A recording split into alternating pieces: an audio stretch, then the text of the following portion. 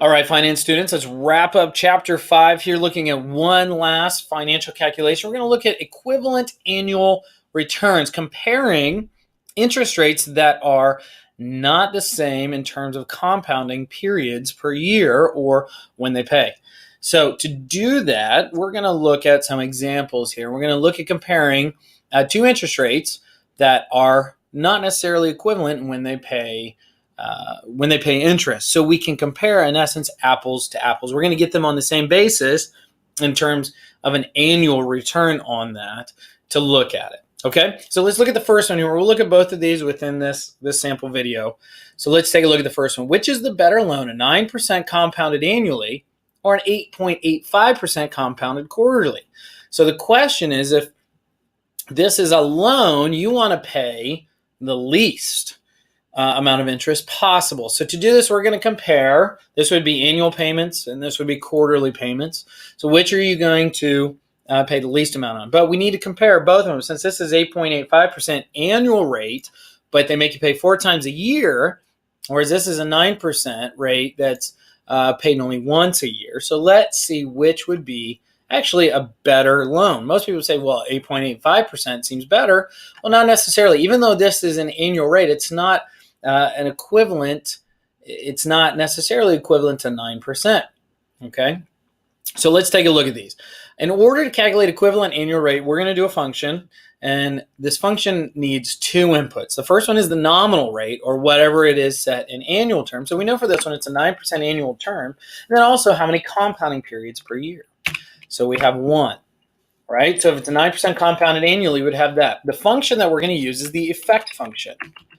EFFECT, effect function, which tells us, okay, what's the effective annual rate of this rate that's been given, this nominal rate that's been given.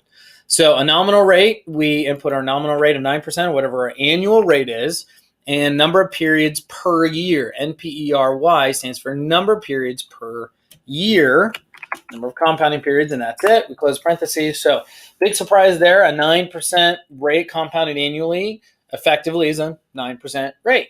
All right, well, let's look at the other one, this 8.85% compounded quarterly. So we are given the 8.85%. Now, we got to be very careful in the wording. Okay, this problem says it's 8.85% compounded quarterly. That tells us that 8.85% is reported as an annual rate, and it's telling you, though, they're quarterly compounding. Okay. Other terms might say an 8.85% quarterly rate or semi-annual rate. If they give you that, then you have to do some adjusting and convert to nominal terms rather than whatever the periodic term is. Okay. So let's continue this. Our compounding periods, if it's quarterly, it's 4 per year. So we can run our effect function, EFFECT, parentheses. My nominal rate is 8.85%. We have 4 compounding periods per year. So we see the effective annual rate actually of this one, you'd be paying about 9.15% interest per year if you would pay 4 times a year on this on an 8.85% rate rather than 9% a year. So this one is actually the better loan because that's what you'd be paying. All right, let's look at the second one. And this will help us understand a little bit more about periodic rates and how do we adjust those. So you just inherited $4,500 from your great uncle. And you want to deposit in the bank. Chase Bank is offering CDs at 2.5% semi-annual compounding rate. So this is a semi-annual compounding rate, or the rate for every 6 months. U.S. Bank is offering a monthly CD at 0.5% per month. Which is the better investment? So if you are investing, you want the higher rate. You want the higher effective annual rate that you can get if you're comparing these two. Okay.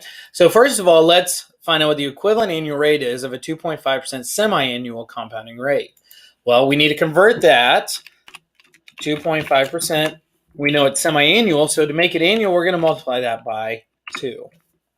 So that effectively gives us a 5% rate. We have 2 compounding periods per year, so we run our effect function. Nominal rate is 5%. Number of periods per year is 2. So really, this 2.5% semi-annual compounding rate would get us about 5.06% per year. How about the 0.5% monthly? Well, we need to convert that 0.5% convert that to an annual rate. If it's monthly, we're going to have to multiply that by 12. So that gives us a 6% nominal rate. We know there are 12 compounding periods per year. So we're going to run our effect function. Nominal rate is 6%, 12 periods per year of compounding. We hit enter.